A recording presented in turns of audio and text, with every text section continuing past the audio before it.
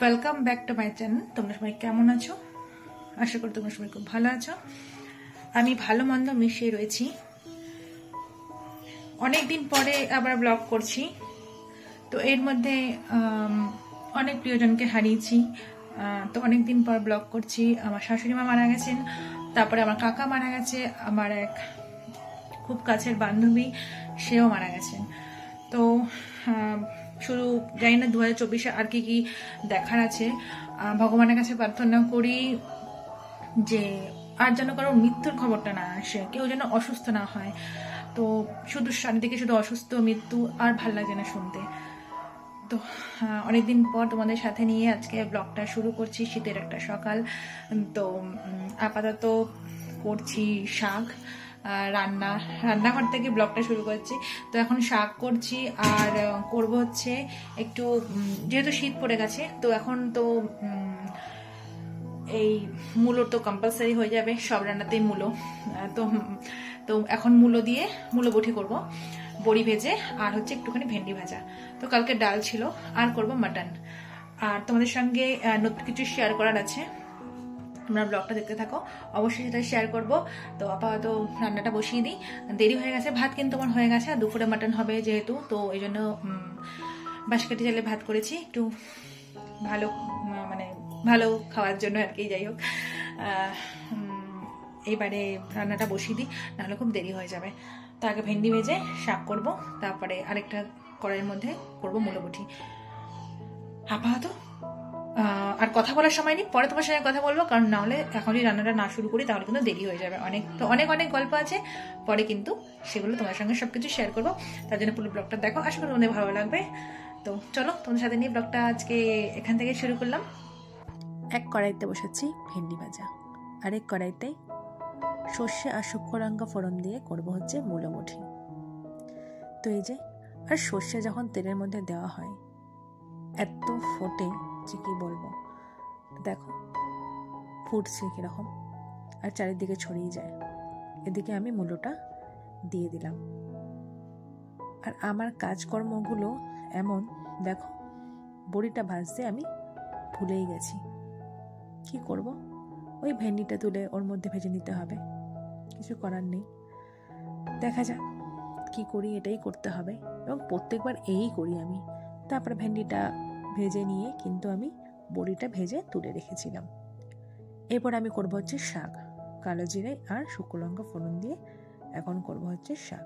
আর যেহেতু লাল শাক করছি, একটু রসুন ফোড়ন তো দিতেই হয়, কারণ রসুন ফোড়ন না দিলে কিন্তু শাকটা ঠিক, মানে লাল শাকটা ঠিক ভালো লাগে না।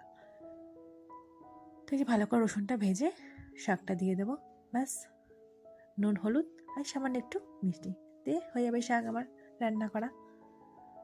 আর মূলো বটিতেও তাই, নুন হলুদ আর কিছুই নয়, শুধু সামান্য একটুখানি মিষ্টি দিয়ে নামিয়ে দিতে হবে মূলো বটিও। এদিকে করছি রান্না, আর তোমাদের সঙ্গে একটুখানি গল্প করে নিই। তো হট করে শাশুড়ি মারা গেল, মানে অসুস্থ হয়ে গেছিলেন খুব বেশি, ভাবি না তাড়াতাড়ি মারা যাবেন। তো যাই হোক, সময় যখন যার হয় সে চলে যায়।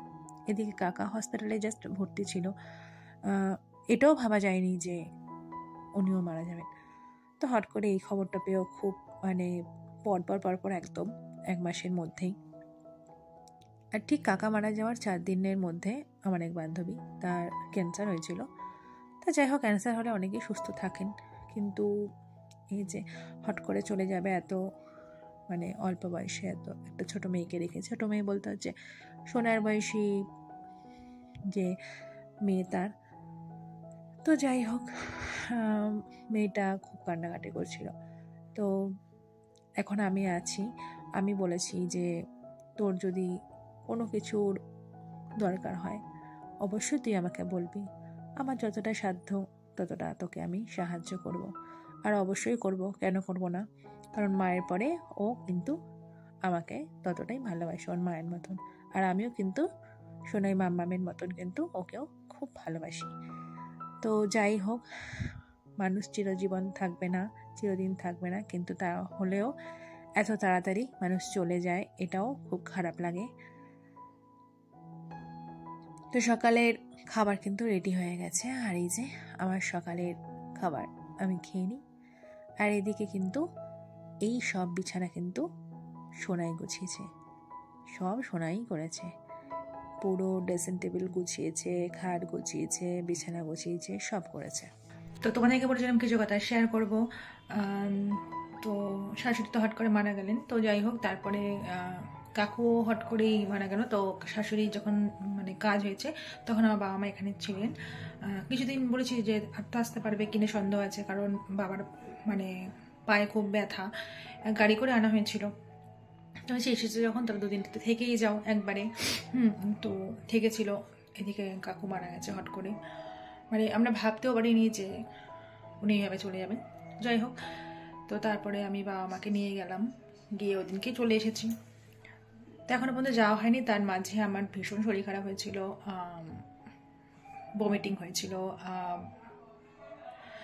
পেটটা খারাপ হয়েছিল। তো যাই হোক, তারপরে সুস্থ হয়ে উঠেছি।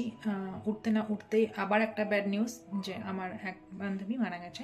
তো ওর ক্যান্সার হয়েছিল, কিন্তু মারা যাবে এটা একদমই, ক্যান্সার তো অনেক লোকেরই হয়, কিন্তু মারা যাবে এটা একদমই ভাবতে পারিনি। তো যাই হোক, ভাবার ঊর্ধ্বে চলে যাচ্ছে সব কিছু। তো এখন তো তোমাদেরকে একটা নিউজ দিই, সেটা হচ্ছে আমি ব্রাইডাল মেকআপের একটা ক্লাস শুরু করেছি। তো শুরু করেছি এই আজকে নিয়ে 3 দিন হবে ক্লাস। তো জাস্ট গেছি, তো তোমাদেরকে সেটা বলা হয়নি, তো আজকে বললাম। তো 12টার সময় যাবো সেখানে। এখন আপাতত মাটনটা আমি যে সেদ্ধ করি সেটা করে মশলা সব কিছু রেডি করে রেখে যাব, যাতে এসে আমি সঙ্গে সঙ্গে বসিয়ে দিতে পারি। তো আপাতত মাটনটা সেদ্ধ বসিয়ে দিই, আর হচ্ছে আলুটা কেটে মশলা রেডি করে রেখে তারপর রেডি হব। রেডি হয়ে যাব হচ্ছে আমার কি বলবো, এখন স্কুল একটা আমার বলতে পারো যে আমার শিক্ষা প্রতিষ্ঠান, আমি শিখছি সেখানে গিয়ে। হ্যাঁ, তো ক্লাসে যাব। তো আপাতত করে নিই, রেডি দেরি হয়ে যাবে।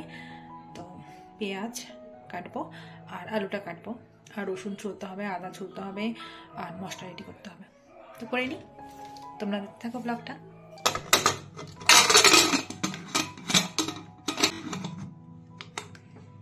তোমাদের বললাম যে ব্রাইডাল মেকআপটা শিখছি, তো সেখানে যাওয়ার জন্য রওনা দিয়েছি। তো সামনে, বেশি দূর নয়, তো যাওয়া যাক। তোমাদেরকে সাথে নিয়ে যাই, আর কি কি কাজ করব হয়তো সবটা শেয়ার করতে পারবো না, কিন্তু কিছুটা তোমাদেরকে দেখাবো অবশ্যই। দেখো এটা আমি করেছি, কেমন হয়েছে অবশ্যই কিন্তু কমেন্ট করে জানাবে।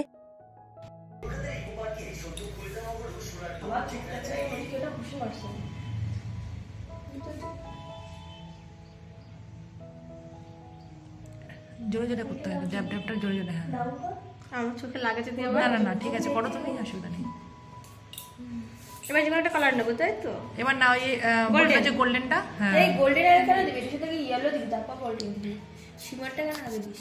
আমাদের কালার তুমি ভাবছিলাম আমার রাস্তা মত দিস। না না, আমার তো ভয় লাগছে, আমরা তো মাছটা দিয়ে বলি মাছ কেটে দিবি। তোমরা তো দেখলে যে আমি বুদ্ধ বন্ধু সেরেছিলাম। তো যাই হোক, টিস্যু দিয়ে তুলে ফেলেছি, তুলে বাড়ি চলে এসেছি। এখন তো রান্না করবো, বেড়ে গেছে 2:30-টে। তো এখানে আলু আর সোনাই আলুটা কেটে রেখেছিল, আর তোমার দাদা এসে না পেঁপেটা কেটেছে। মাংসের মধ্যে পেঁপেটা দিলে না বেশ ভালো স্বাদ হয়। তো পেঁপেটা না ভাবছি কি একটুখানি মানে ফেলে দেবো, মানে না সেদ্ধ হবে না। দাঁড়াও, ফেলেটা দিই, কারণ এত বড় বড় পেঁপে সেদ্ধ হবে না লাস্টে, যে তোমার সিটি মারা আছে। তো করে নিই, আগে আলুটা ভেজে নিই, আর পেঁপেটা দেবো পরে। পেঁপেগুলো ফাড়া হয়ে গেছে, ফেরে আমি কিন্তু আলু পেঁপে একবারে ভেজে নিয়েছি। এবারে মশলা আমার রেডি হয়ে গেছে, এবার তাড়াতাড়ি করে রান্না করব। মাটনটা তো মানে সিটি মেরে সেদ্ধ, মানে 90% নয়, 80% আমি সেদ্ধ করে রেখেছি।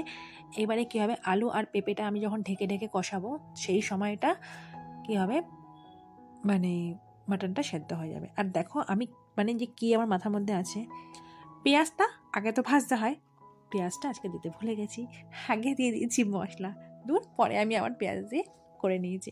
কোনো অসুবিধা নেই, সব তো রান্না হয়ে গেলে কোনো অসুবিধাই নেই, ঠিকই হয়ে যাবে। তবে মাটনটা কিন্তু খুব ভালোই হয়েছিল। তো যাই হোক, এই যে মাটন ঝোল দিয়ে দিচ্ছি। এবার হালকা করে ঢেকে দিয়ে আমি চলে যাব ঘরে। ড্রেসটা চেঞ্জ করতে হবে, কারণ ড্রেস এখনো চেঞ্জ করা হয়নি, তাই জন্য এটা আস্তে আস্তে হোক। আর আমি মাটনটা বসিয়ে দিয়েছি। আর যেহেতু দেরি হয়ে গেছে, এখনো স্নান করিনি, তো মামামকে বললাম এটা পুজোটা দিয়ে দে, তো এই যে মামাম পুজো দিচ্ছে। আর কি করব, তো এখন স্নানটা করে আসে। মাটনটা কিন্তু আমি একদম মানে কমিয়ে দিয়েছি, কারণ হচ্ছে না কমিয়ে দিলে না ঠিক আলুটা পেঁপেটা সেদ্ধ হবে না, তো সেই জন্য কমিয়ে দিয়েছি। তো যাই আগে স্নানটা করে এসে তাহলে গরম গরম খেতে পারবো।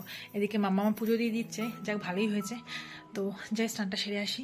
তোমরা হয়তো ভাবছো কী রে বাবা, স্নান করতে গিয়ে আবার রুটি খাওয়াতে চলে এলো। আসলে আমি স্নান করে এসে তো লাঞ্চ করে আর কোনো কাজ ছিল না, কারণ মাটন তো করাই ছিল। তো এটা হচ্ছে রাত্রিবেলা। তো রাত্রিবেলা বলতে হচ্ছে আজকে যেহেতু মাটন রয়েছে, রুটি পরোটা এটা তো মাস্ট হতেই হবে। তো কেউ বলছে রুটি খাবে, কেউ হচ্ছে পরোটা। তো সেই জন্য প্রথমে কিছুটা রুটি করে নিয়েছি, এখন করছি পরোটা।